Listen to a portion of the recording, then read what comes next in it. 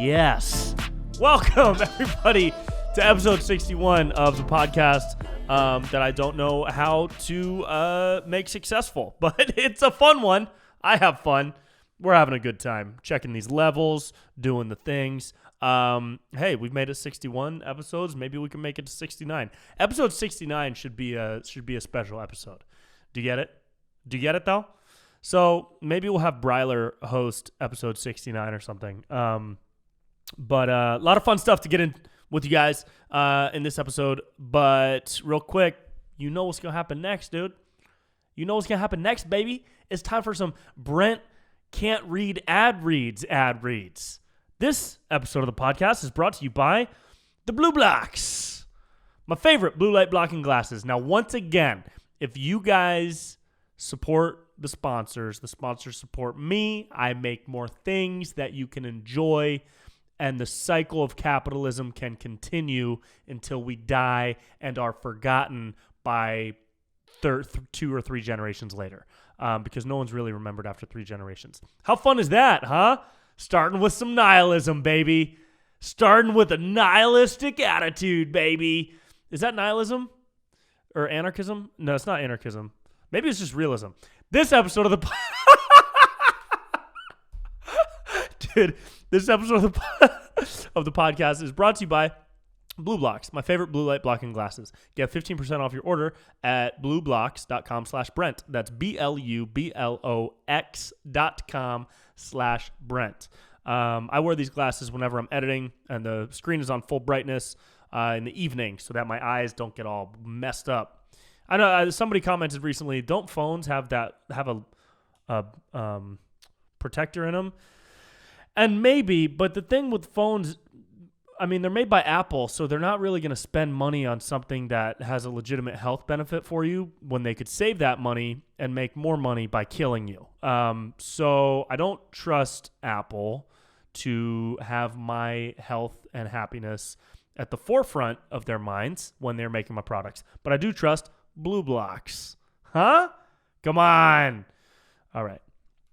This episode is also brought to you by Last Ad Read, but these are fun because you guys probably sit through these, right? Because they're like fun ad reads. They're not like lame ones. I don't know.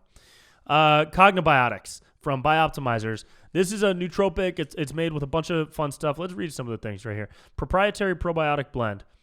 L. casei, L. raminus, B. animalis, B. breve, B. longum, prebiotic complex, organic inulin. Ooh, look at this word. Xylulosaccharides. Xylulosaccharides. What's up, dude? Have you had your xylulosaccharides yet? Bro, how are your xylulosaccharides doing, dude? I had some xylulosaccharides, dude, before the party. Shit. Bro, like halfway through, I was tripping. I was like, yo, where's the pacificalorides, dude? Are these pacificalorides or xylulosaccharides, dude? Shit, it was crazy, dude. Yeah. For everybody listening, that was a snap, not a jerk off. I don't know what the hell that is, but I do take these every day. Chinese herbal blend. Nice. So take 2 of these every day and you will become a communist.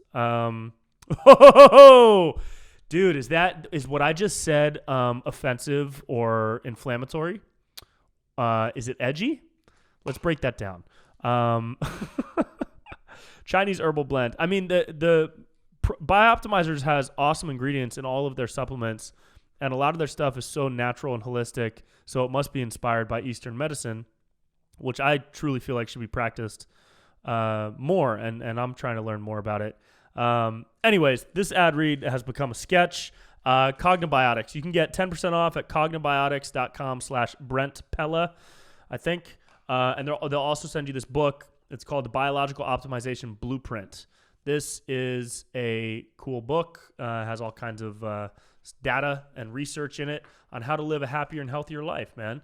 You know, everybody's body is different, but everybody's got a body. So there are things you can do to help your body be better, dude, so that the next pandy, you don't have to walk around scared of some invisible ghost that Gavin Newsom says is going to turn you into a zombie. You know what I mean? Like, Everybody, like, so many people don't give a shit about their immune system anymore, and they just rely on, like,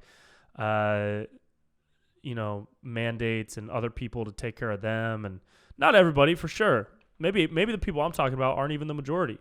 But there are a lot of people that will, like, do coke 4 weekends in a row and eat fast food and eat like shit and then run around like, wear a mask. You guys need to be wearing masks.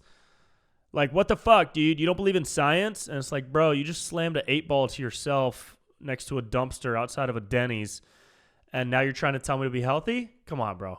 All right. But God, this could be the whole episode. Cognibiotics.com/Brent Pella. God, I hope that's the link. Let's type it in to test it. Cognibiotics. Jamie, pull up what I just said. Cognibiotics.com/Brent Pella. And that will take you to a page with my face on it. Nice. Nature's most powerful mood booster. Be naturally happier for no reason. Oh, that's kind of a cool vibe. The perfect ratio of over 17 herbs to improve mood and memory. These do have a significant effect on my body and my mind. But I also do a lot to optimize my health. So it's not just that. That's a tool in addition to everything else I do, including drinking lots of water. Speaking of drinking water, I'm going to drink a little Booch right now. This is not a sponsor, so I'm not going to show you the brand until they pay me. But it is good. So if you guys run a kombucha company, hit me up, baby. I need a new sponsor. Your boy is having trouble making rent. No, just kidding. I'm okay. I got that Doge, baby. I got that Doge coin, dude. I got that coin with a dog on it. I got that dog money, baby. That puppy money. The thing with Dogecoin is it started off as such a joke, right? It started off as a meme. And I have a buddy that put in $1,000 in January. He sold it when it doubled, so he made like $1,000. But in January, because it was a fraction of a fraction of a fraction of a cent, if he had kept what he put in January until now, he'd have over $1 million.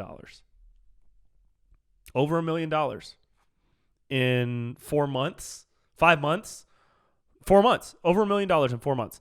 That is so wild. But the thing I don't like about Dogecoin is that I love that it's a joke. I love that it's anti-establishment. I love that people are making money. I want everybody to get the bag, dude. Everybody should be making money and skipping these government fucks that just want to tax you more and more. They all want your taxes. Make money on crypto, dude. Don't do fraud. I've done a little bit of fraud. Don't do just kidding. Don't do illegal stuff. But I think a lot of illegal stuff should be legal. Here's the deal. Get Doge. This is not financial advice or investment advice. But I support the Doge movement is what I'm trying to say. That's what I'm trying to say. I support the movement because it's so anti-establishment. It was started as a joke coin. Everybody said it wasn't going to do shit. It went from under a fifth of a cent or something to 60 cents per Dogecoin. So a lot of people making a lot of money. I put in a tiny, tiny bit. I should have put in more. I bought in at 7 cents. I tapped out when I made a couple $100 because I just didn't think, I thought it was too much of a joke. I thought it was way too much of a joke. And now your boy is like, damn, because what I put in could be, I think I only put in like $500. But I'm not rolling in money, dude. So 500 is like also not nothing. And I think if I had kept that, it'd be like 7,000 right now. I don't know. Money's weird, bro. Money's so weird to just talk about and think about because it's necessary.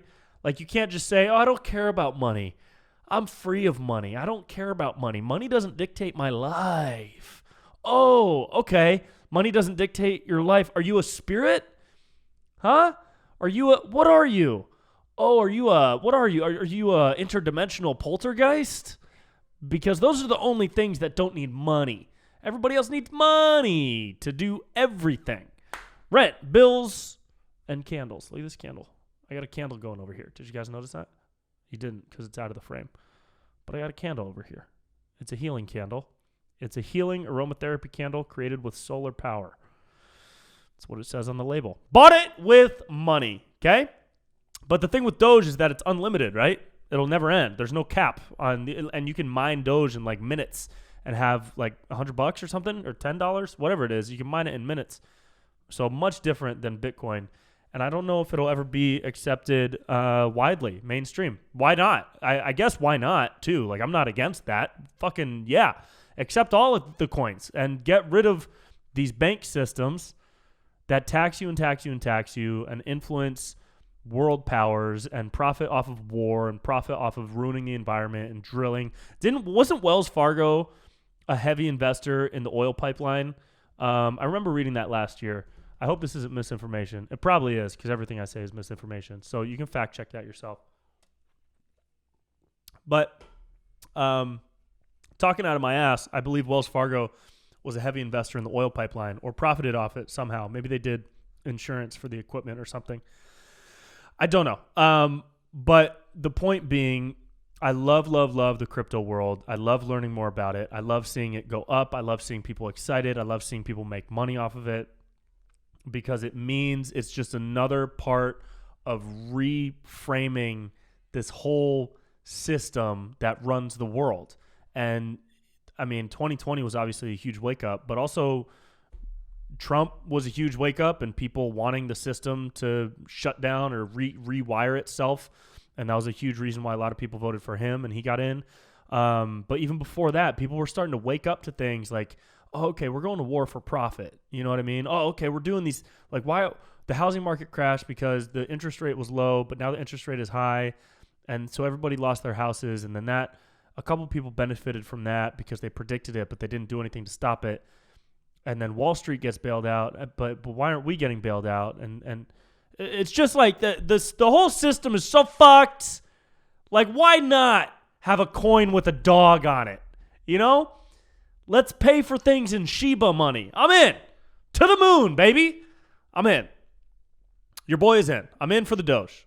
I'm on board for the Doge. I got show dates coming up. Live dates. I just posted this picture on, what did I post it on? Oh, Facebook. I posted on Facebook. I got, let me see right here. By the time this comes out, Vista will be done. Austin, Texas, May 12th and 13th. That is a Wednesday, Thursday. I think both of those are sold out. As of now, there are a couple tickets left for Thursday the 13th, but May 12th, Wednesday, is sold out. Thursday is going to be sold out probably by the time this airs. But those are just bar shows where I'm going to run a bunch of new material and just kind of hang. So I'll be back in Austin for sure. Philly, I'm opening for JP Sears May 20th through 22nd. Also opening for JP July 1st through 4th in Oklahoma City. Ooh, 4th of July in Oklahoma City. That'll be fun. Arlington, Virginia. Dear God, if you're there, come out. I'm headlining the Arlington Draft House July 16th through 18th. I want to show those people I can sell tickets. I want to party. I want those shows to be fun. We're going to be like a mile away from the Pentagon. Let's give them something to worry about. Arlington Draft House, July 16th through 18th. Tacoma, Washington, August 26th. That might change. New York in August at some point. Not sure when. Appleton, Wisconsin, Sacramento, San Francisco, Washington, D.C., Naples. BrentPella.com/shows. Not all the tickets are live yet. Some will be made live over the next couple of weeks. And new show dates and cities will be posted often because your boy is back and ready to party. Let's see, man. This past week, do you guys know what the Babylon Bee is? It's a satire comedy site, kind of like The Onion, but where The Onion definitely leans left and makes fun of a lot of right-wing politics whenever they do political stuff. The Babylon Bee seems to take aim at everything, and I think they're hilarious. I think they're so funny. They don't pull any punches on anybody. I did their podcast. I went on. They invited me on to be a guest on the Babylon Bee interview show, which is their podcast. I don't know when it will come out, but I had an awesome time. Those guys are cool. I got on the show because I saw on Twitter somebody made a tweet like, hey, the Babylon Bee is looking for guests, specifically comedians, and it's a libertarian Christian podcast, but you don't have to be libertarian or Christian. And I was like, I'm in. Because I'm not. I still like can't. I find comfort in labeling myself with a party. I need to learn more. I got to know more. I'm just not educated enough. I 100% cannot say I'm a conservative or a liberal. I just will not do that at all because I'm so split on so many issues. Some issues to the left, some to the right. Also, the Democrat Party is just not what it was when I was 18, voting for Obama, even though I'm 17 now. But it's shifted so hardcore recently that I can't do that. And then there's some really strong internal beliefs that I have that don't align conservative. And so I guess if you held a gun to my head, I guess I would choose libertarian, I guess. But like, I don't want to. Like, I don't even know what a libertarian is. You love liberty? I got to learn more is what I'm saying, okay? Your boy's young and healthy. He's going to learn more. Give him time, all right? Right now, I'm making silly videos pretending to be rappers that you've probably never heard of, okay? So that's what fills up my days. I do not fill my days with learning about political party definitions. However, it was fun to go on that podcast and talk to the Babylon Bee. We talked about comedy. We talked about a bunch of stuff that I've talked to you guys about on this podcast. So definitely check it out. I'll post the link as a swipe up story on my Instagram. I'll retweet it. So follow me on Twitter if you don't already, at Brent Pella. And it was cool, man. We talked about one thing we talked about. I think I brought this up already. If I'm repeating myself, I'm sorry, but I'll keep it quick. One thing that I talked to those guys about off camera, it didn't make it into the show, so I wanted to bring it up here. But I'll make it quick because I think I already touched on it. I was on Clubhouse a couple of weeks ago, and there was a Q&A with a really well-known comedy writer, and I asked him a question. I was like, hey, over the past year, my stuff has started to lean very much politically, but I find myself doing a lot of things that kind of mock anyone who I feel deserves it. I don't pull punches. I don't align with one side or the other. It just so happens that there's a lot more in my eyes to make fun of on the left than there is on the right at this moment in time during the pandemic. What with the mandates, the hypocrisy, the other things that you saw from leadership. And I just asked him, I was like, hey, as a very successful comedy writer and a person in comedy, do you find it troublesome that there's such a kind of polarized view of comedians, as far as when you make fun of one side, you're labeled this way, make fun of the other, you're labeled this way? And also, do you think that comedy will start to open up more and more to making fun of everybody instead of just calling Trump orange all the time and calling him loud? I want to be able to make fun of Kamala, AOC. I want to be able to make fun of Biden and all these Democrats in the same way. I want to make fun of Josh Hawley and Ted Cruz and Marjorie Taylor Greene's crazy ass. I want to make fun of all these people whenever they deserve it.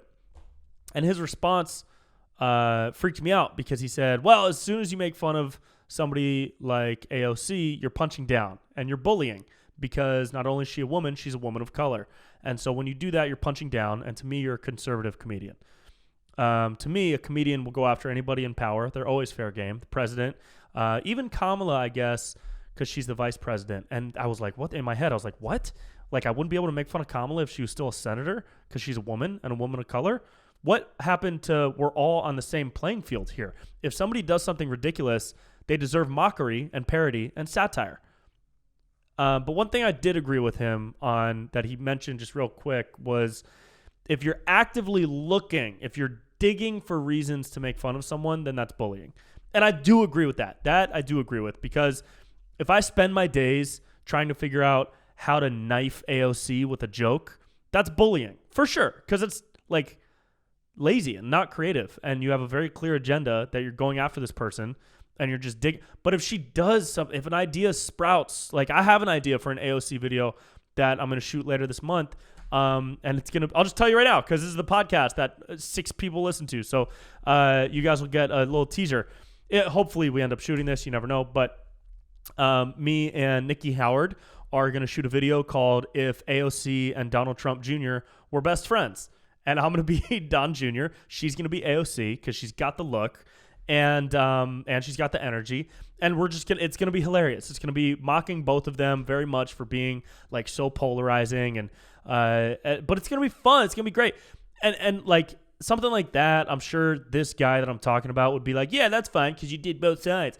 But when AOC was like, oh, Ted Cruz sent people to kill me, to him, it would be like, oh, well, if you make fun of her for saying such an outrageous statement, then you're bullying and you're punching down. And as a comedian, I was offended. I was offended and I was embarrassed for him, even though he thinks he's probably on a pedestal for having this view.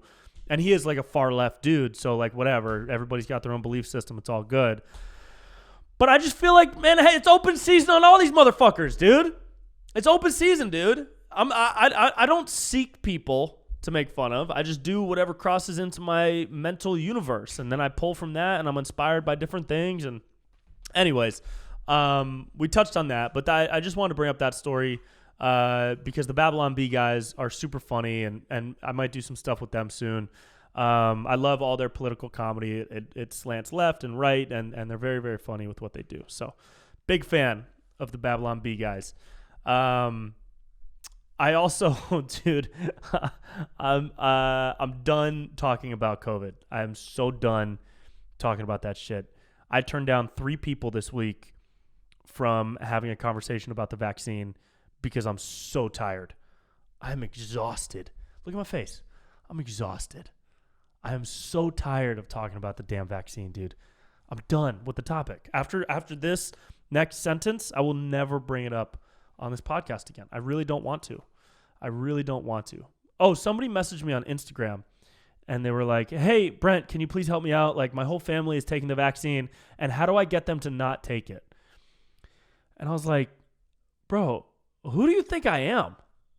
What the fuck? I don't care. Don't message me about this. That's what I said in my head. But to them, I said, hey, let people make their own decisions. Hope you have a good day. And like, because I don't care. And that's, again, we're starting to get into the conversation, dude. And I've just had it so much. I'm so done. I'm done with the conversation. It's annoying. It's a non-issue to me. It's a non-issue. We're looking good. The pandy is done. We're chilling. People in LA are walking their dogs without masks anymore. All right? Even though a lot of people out there think we should wear masks forever. Okay? Apparently, Melinda Gates does not. Woo! There it is. Little Bill Gates divorce reference for you. I'm sure divorce is never good. I've seen it happen, so I don't really give a shit about that. It's not my life. Did you guys see that Jack Harlow video? I did a little Jack Harlow music video. Some of you guys might not know who he is, but I'll tell you right now, there were over 30 jokes in that minute and 20-second long song. Put a lot of work into that. Actually, a lot of writing work went into that. I think I wrote that. It took me maybe 10 hours over the course of a couple weeks to write that song. Like, that's a lot. That's a lot. Like sitting down, maybe 10 to 15 hours. That's a lot of hours to write a minute and 20-second long song. And it was fun, man. The music impressions are always a good time. And I think I pulled off the look okay. There's a couple jokes I just think went over people's heads. That Fisher line, Derek Fisher line. So if you're a basketball fan, you might remember a couple years ago when Derek Fisher and Matt Barnes had a little beef because Matt Barnes hooked up with Derek Fisher's girl. I believe that's what happened, allegedly. And so there's a line in here where I say, your girl texts me, hello, she fishing for trouble. That's a play on that. Okay. That's a fun thing. That's a fun joke, dude. That's a fun joke. Okay. Someone out there just went, oh, cool. And that's it. That's all I need. Oh, cool. That's all I ever need. If you ever see me live at a show and you give me a, oh, that's all. I'm good. I need one half-assed chuckle per day to continue breathing. Okay? But Jack Harlow's cool, man. I like that dude. He's a young dude, probably, I don't know, 20-something. What's crazy about Jack Harlow is my buddy showed me his music in 2019, I believe, like early 2019. And I looked him up on Instagram, and he had 50,000 followers on Instagram. 55,000. I remember specifically he had 55,000 followers on Instagram. And my boy was like, yo, this guy's going to blow up. Whew. Yeah, he did. That is so cool to see, man. To watch somebody. That happened with Drake for me, too, which is why I'm such a massive Drake fan. Because me and my buddies all found Drake when we were, man, what was that? That must have been high school, like 15, when he was first putting out his mixtape, So Far Gone, and what was the other one? So Far Gone. What was the other one? I don't know if you guys are fucking Drake fans out there. Room for Improvement. So Far Gone. So we found those early in high school, listened to them through high school, And then his first album dropped when I was in college, I believe. I'm looking it up right now.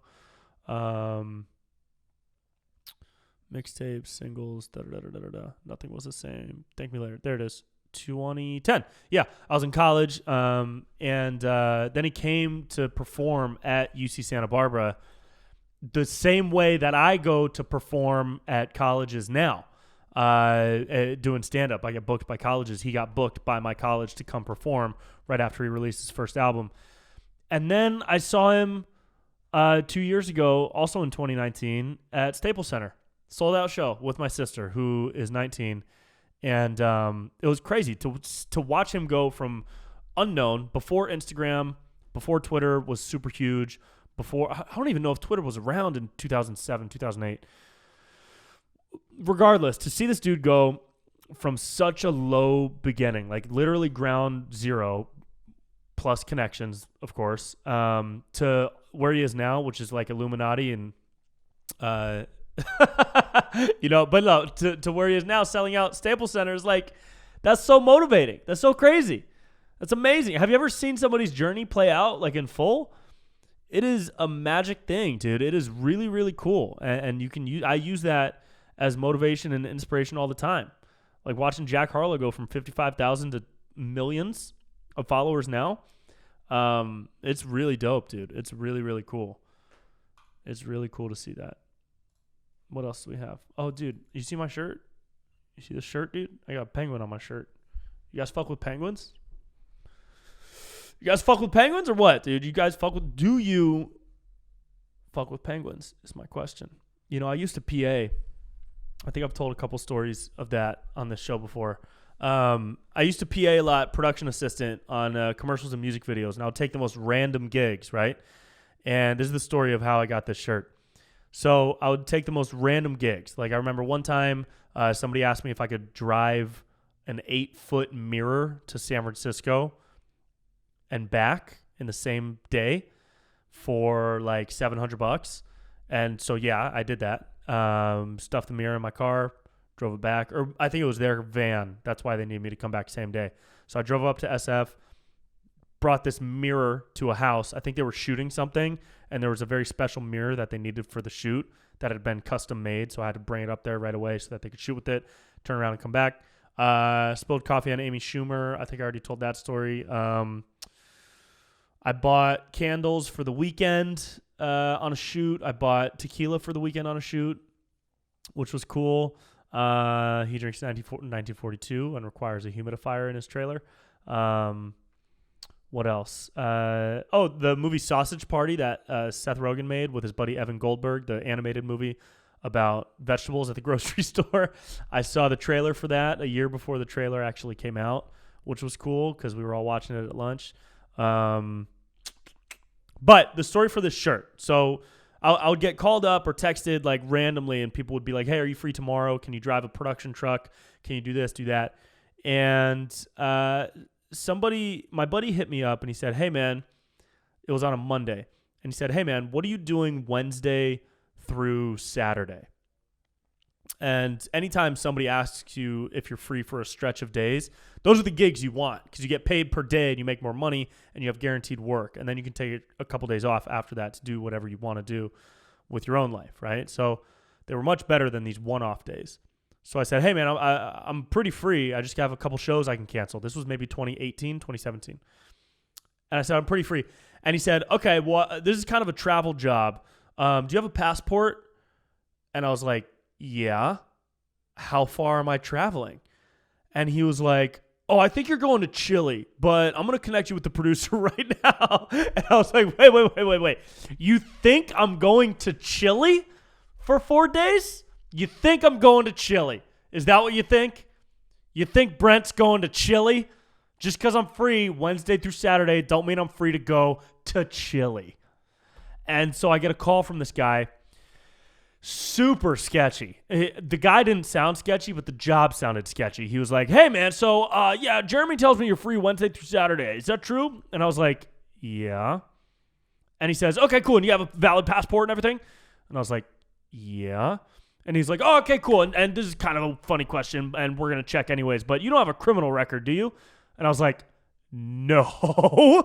What are you sending me into, dude? And he's like, all right, well, I can't exactly tell you about the job because if I do, then you got to sign 27 pages of an NDA and it'll take like hours to read through and explain everything. So I'm just not going to tell you what the job is for. Promise me you won't ask. And we're going to have somebody drop something off with you.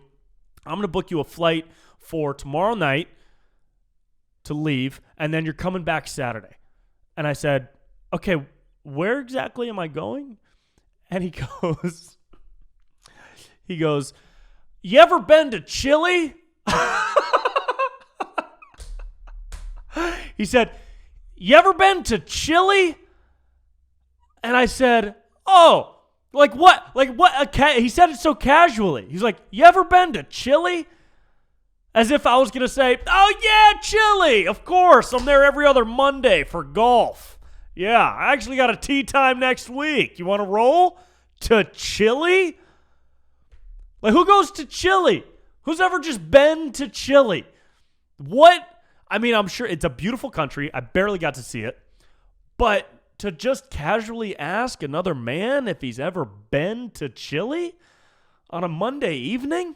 So I say no. Never been. Hear great things. And he says, okay, well, what you're going to do is you're going to get this package dropped off to you. You're going to go to the airport tomorrow night. You're going to get on your flight. It's an 18-hour flight. And I said, round trip? And he said, no. It's 18 hours to get down there because you have to spend a couple hours in this airport because the flights don't match up because we need you to get out there as soon as possible. And the next one, which would be a shorter flight, wouldn't get you there until 10 hours later, but we need you on this one. And I said, okay, cool. Cool. Hey, man, can I just ask you what the company is? And he said, I can't tell you. I'm so sorry. And I was like, okay, all right, no worries. How come they can't get it out there? Are there no film production places in Chile? And he said, well, they're shooting out in the snow in the wilderness about 3 hours from civilization, and they're shipping in all their gear. But there's a couple specific lenses and camera attachments that you can't get in Chile. So I said, okay. And I packed a backpack with on one pair of underwear. And because I was going to fly right back. He said 18 hours there. You're going to go to the hotel. And then you're going to wake up 6 hours later and get on the flight to come home. And I said, can you guys pay for me to just kind of like stay there? Like, I'll pay for the hotel, but can you book my flight for 3 days later? If I'm going to Chile, I want to go to Chile. And they couldn't do it. I really asked, but he said, no, sorry, I'm so sorry. We just got to get you in and out. And so on the plane, so this guy shows up. Hang on. This guy shows up to my house. I know this is a long story, but we're chilling, right? We're chilling and vibing and having a fun vibe time, baby. So this guy shows up to my house that evening. He pulls up literally in an unmarked white van. I shit you not. The guy pulls up to my apartment in an unmarked white van, says, hey, this is Mark. I'm downstairs. I go downstairs, unmarked white van. I think there's going to be like 2 fucking kids that run out of the back screaming. It was sketchy. And he hands me a long tube that's all wrapped up in like parcel paper, and then a like really thick envelope, like one of those thick padded envelopes that you get at the post office. And he says, take really good care of these, buddy. They're iPhone attachments, and if they break, they don't you can't replace them. And I was like, they're iPhone attachments. And then I was like, oh, you motherfuckers. This is an Apple commercial, isn't it? And I said that to him. I was like, hey, is this for Apple? And he's like, hey, whoa, did you sign an NDA? And I was like, no. And he said, well, I'm not going to say yes, but I'm not going to say no. And I was like, fuck, I am a slave to the system now. And so he gave me the stuff. I go back inside, and I watch every Jason Statham movie that exists. I watch every Jason Statham, because now I am the transporter. Do you understand? Now I am part of a transportation syndicate that moves things from one place to another. That's my job. That's my duty. Nothing's going to get in the way of Brent Pella transporting the goods to the people who need the goods. Okay? Get on the flight, fly down, 18-hour trip, 4 hours in an airport waiting for the next plane. Get on that plane, fly down, and this dude picks me up, who also just had my number randomly and said he was outside when I landed, in a Jeep. And he's a big, macho, military dude, barely spoke broken English, super nice guy. But you could tell this man had done a murder or two. You know what I mean? He said he used to work for special forces for the Chilean military, and now he does private security. So apparently the commercial had hired him to do private security for them, which is why he is now my transporter. So I'm transporting the goods, and the security transporter is transporting the goods. There's layers to the operation, okay? Picks me up, brings me to my hotel, takes the stuff, and then leaves. We had a great conversation. Seemed like a super nice guy. And I got to my hotel at like 11 p.m. and I was really hungry, and I was walking around, and there's nothing open except for this tiny little bodega in the middle of fucking Chile. This tiny little bodega selling, I think they were like empanadas, and they had like steaks and some other potato type stuff. Chilean food is absurdly delicious. It is so good. And it's very different from Mexican food. It's so delicious. And this little bodega, so I go in and I'm getting some food, and I'm like, man, I wish I had more time to stay in Chile. I would love to like leave with some memories. And I look over and I see this shirt, dude. And it's a shirt that says Chile, and it has a penguin on it.